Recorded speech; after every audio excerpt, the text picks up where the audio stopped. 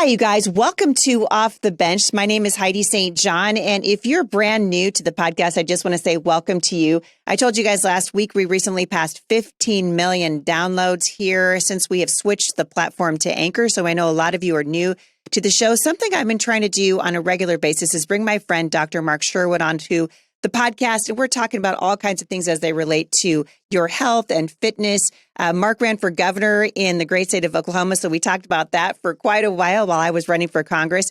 But I'm going to bring him on the show more regularly. Today, we're going to tackle the topic of anxiety. Stick around. I think you're going to be encouraged.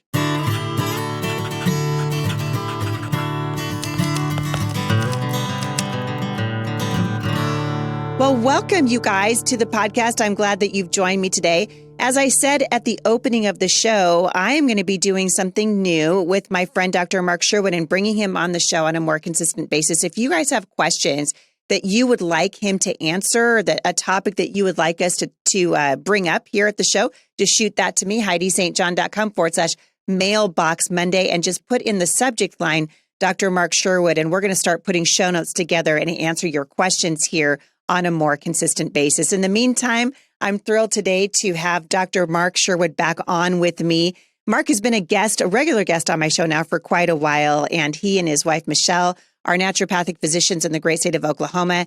And he's been a huge help to me, and I know to lots and lots of listeners. I'm happy to have him back. Mark, welcome back to the show. Heidi, thanks for having me. I'm so honored to be here as always, and I'm excited about the segments upcoming where people can actually ask questions, from our audience and get some real answers to actually give people the best health. Yeah, it's something that we are struggling with. I mean, as I noted to you, many times, the medical community right now is absolutely upside down. It's completely on its head.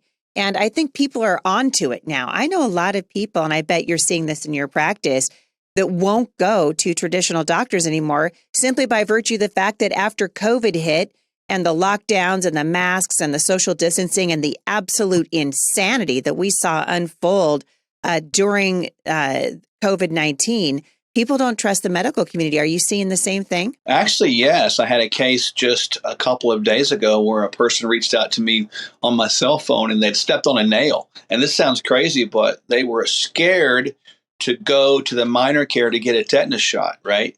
And so I was like talking to them about lockjaw and this is a no-brainer, and they were still concerned.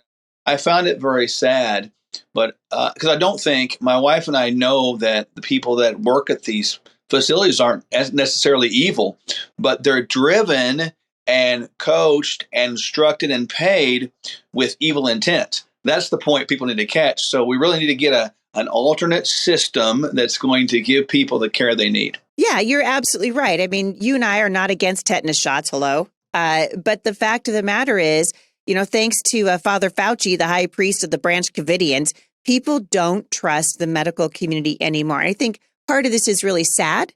And part of it is good because people are taking, I think, more responsibility for their health. They're not just taking, the word of physicians like we used to. And I think people are looking for alternative forms of treatment, looking to more natural forms. I just had my friend Aaron on the show, and we were talking about maybe one of the upsides of inflation is that people are cooking at home more. They're going to eat healthier. Mark, I did not tell you, but I started growing microgreens in my kitchen. I love that. Microgreens are incredibly important and healthy because just like young children have more energy, microgreens or smaller, younger plants have more energy as well.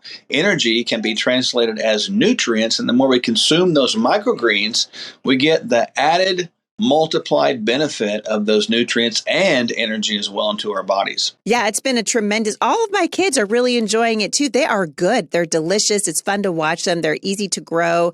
I'm having a great time. My friend John Dunnigan showed me how to do it when I was in Hawaii, and I was sort of hooked. I'm like, when I get home, I'm going to do that myself, and I have been. Let's jump into the topic, Mark, of anxiety, because frankly, I think it goes back to this fear even of the medical community. People who would normally be going to doctors for things are not going right now. I have seen, just in the circles that I run in, a very sharp increase in anxiety. And I want to talk to you today about what that might look like in terms of just treatment that is both natural, so people are feeling like they can get a handle on it. We're not saying, listen, don't go see a counselor or don't go see a doctor. We're not doing that. But I do think that there are ways that we can get ahead of this instead of feeling like we're behind it? First of all, I guess my first question in this is, are you seeing the same thing? Like just more of a rise in anxiety, generalized anxiety disorder, people fearful and struggling? And from there, what's the best way to treat it?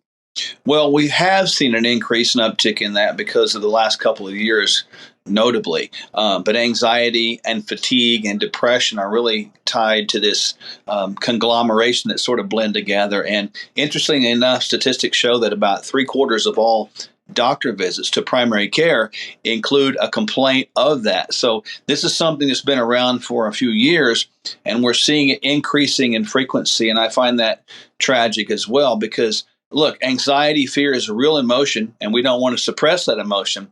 But we have to figure out ways to not live like that all the time and also relate to why we're not able to deal with it, perhaps because of nutrient deficiencies or perhaps because of hormonal deficiencies or hormonal lack. And so all of those things factor into that big puzzle that is the human experience. And the key thing about this, Heidi, that people need to understand is a pill is not going to fix it. A pill might put a Band-Aid on there. In other words, an anti-anxiety or a selective serotonin reuptake inhibitor, SSRI, might help temporarily, but it's just a Band-Aid. We need to find answers, get to the root cause, and when we do, we get healing. And that's the difference between what my wife and I do, perhaps in the mainstream. So when someone comes to you and they say, listen, I'm having anxiety attacks, I'm having panic attacks, whatever you want to call it, do you take them as the first thing that we do kind of look at lifestyle and sort of what are the stress factors?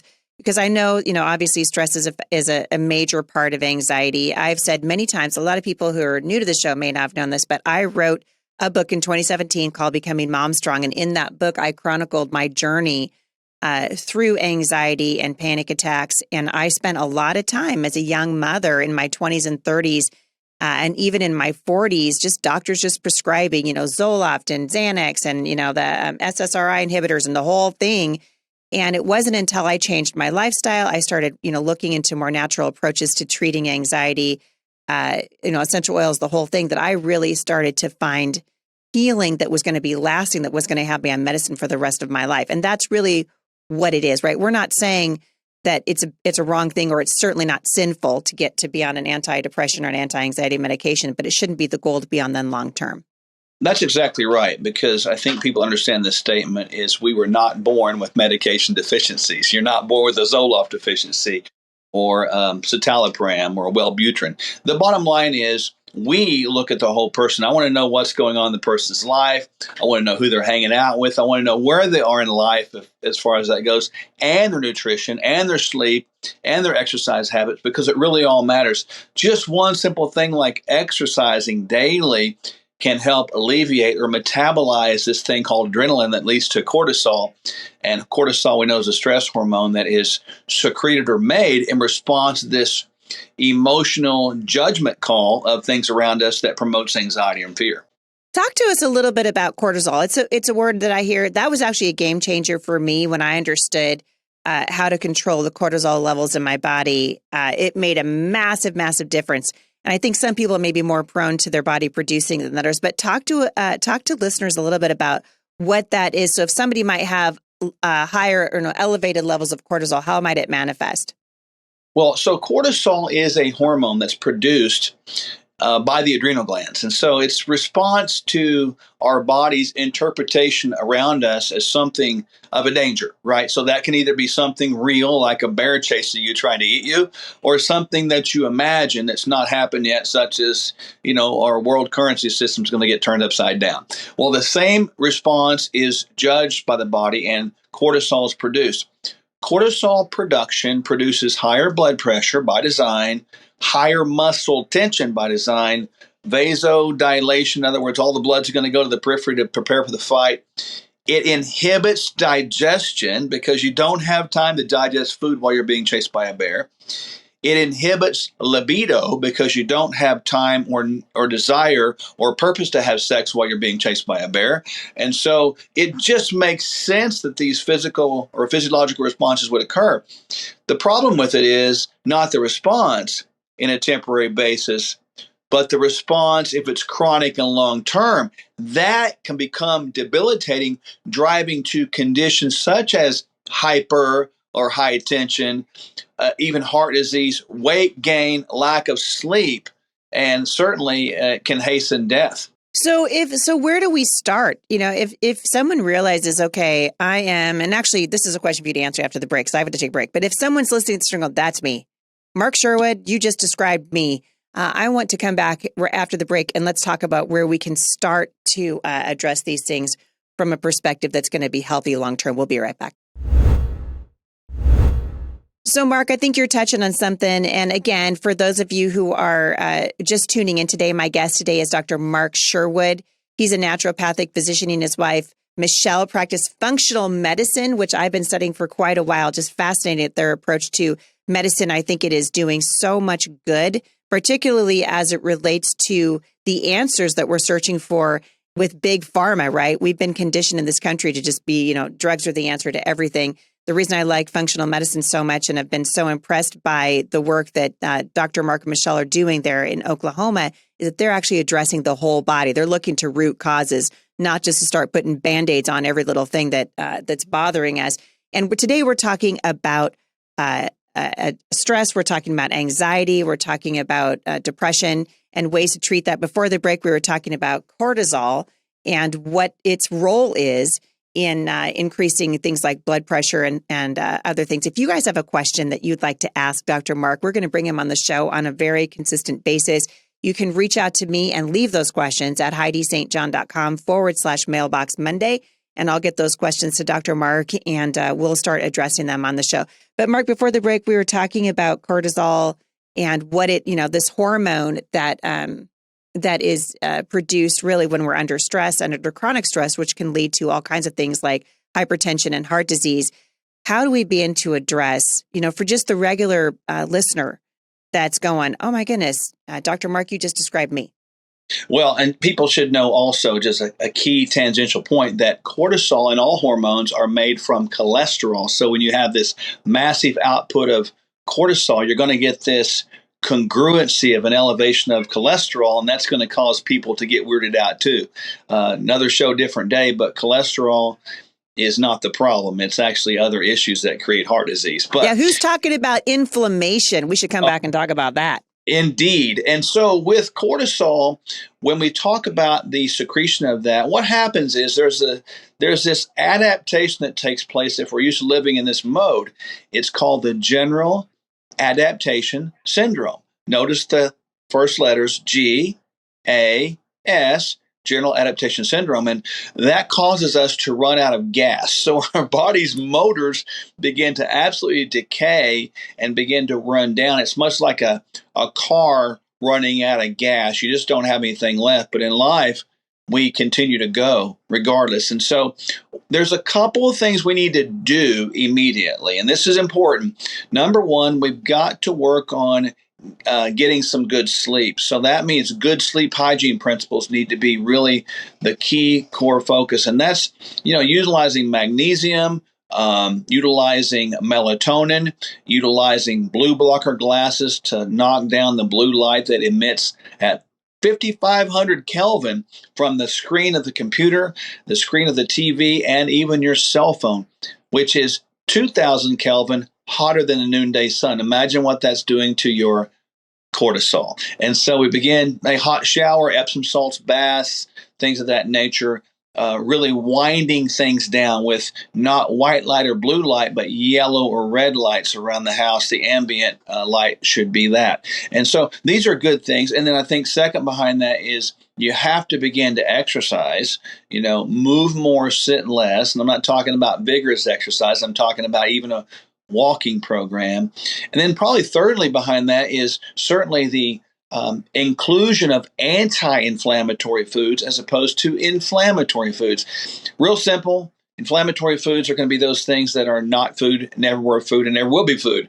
If you can't imagine it not being in the Garden of Eden, from a tree, a plant on the ground, under the ground, swimming through the creek, maybe walking through the garden like an animal, it's not food. And earth-shattering breaking news, folks, there was no French fry bushes in the garden, and there was no Big back trees. Wait. Not Cheez-Its? Were Cheez-Its? I thought for sure. Oh no, there wasn't a Cheez-It vine, and there certainly wasn't any of those micro sprouts that contain this red and green and blue dye cereal. But it's crazy though. We put that into our bodies and expect it to respond in a positive way, but that's impossible. So, if we just do those basic things, we will have a foundation, Heidi, for the ability to deal with life. And I would be remiss if I didn't mention the spiritual and emotional aspect of this, that, 2 Timothy 1:7, God did not give us a spirit of fear, but of peace, love, and a sound mind, right? And so, we got to embrace all of that because we are a physical and emotional spiritual being, and if we don't address that and just address it by a medication over here, I feel strongly we're selling ourselves extremely short. Yeah, I agree. And I'm wondering, and I'm writing, I always take so many notes when I'm listening to you. But one thing that was mentioned to me, and I want to know what your take is on this. Someone was talking to me about vitamin B levels and how important it was. A lot of women especially don't recognize how low their vitamin B level, particularly vitamin B6 is. Someone said to me, hey, you should start putting sprinkling nutritional yeast on your popcorn at night. Like instead of, taking eating something that's not healthy for you, what if you popped some popcorn and just sprinkle nutritional yeast on it and bring those vitamin B levels up? Have you ever heard about that? Are you like, oh, that's tomfoolery, that's quackery? Or are you like, oh, that's actually pretty smart? It is extremely smart because a lot of people don't understand a process called methylation. And for those that are taking notes, METHYLATION. That is a process. It's a biochemical process in the body, but it's responsible for a whole lot of things, including the synthesis of two well-known neurotransmitters called serotonin and dopamine. And just as an FYI, this is why B6 and other B vitamins are important.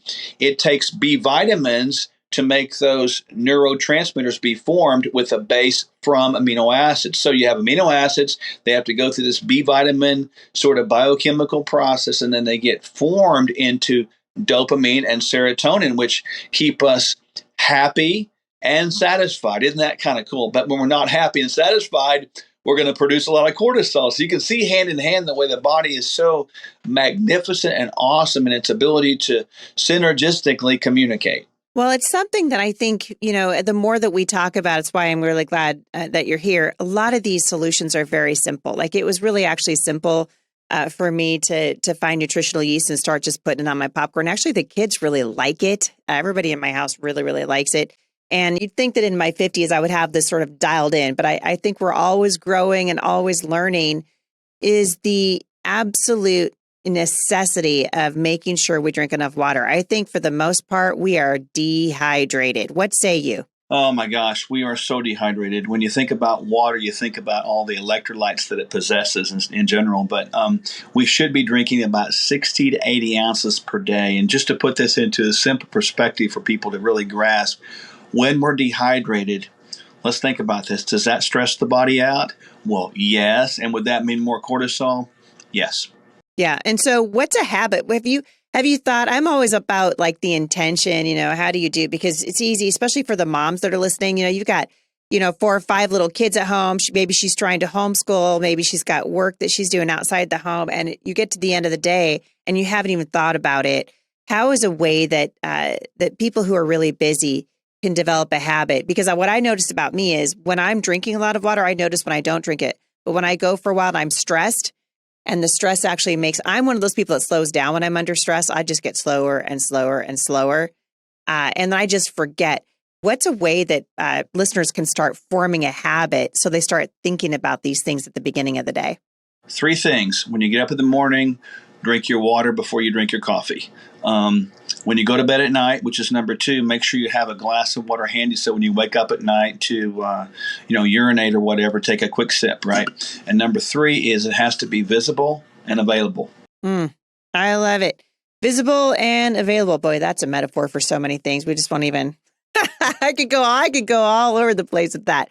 So the bottom line is that people really need to start paying attention to this. Listen to your body and start doing things that are good for you as a general rule. I'm going to link back to how people can find you. Mark, you do a lot of telemedicine.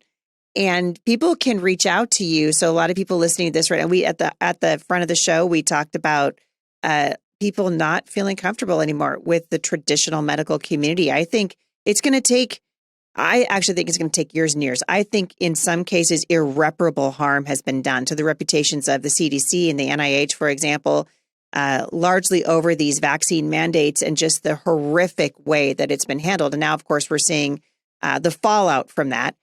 But you and many other amazing physicians around the country are stepping into the void, and people can actually access care from your clinic from wherever they are in the country, right?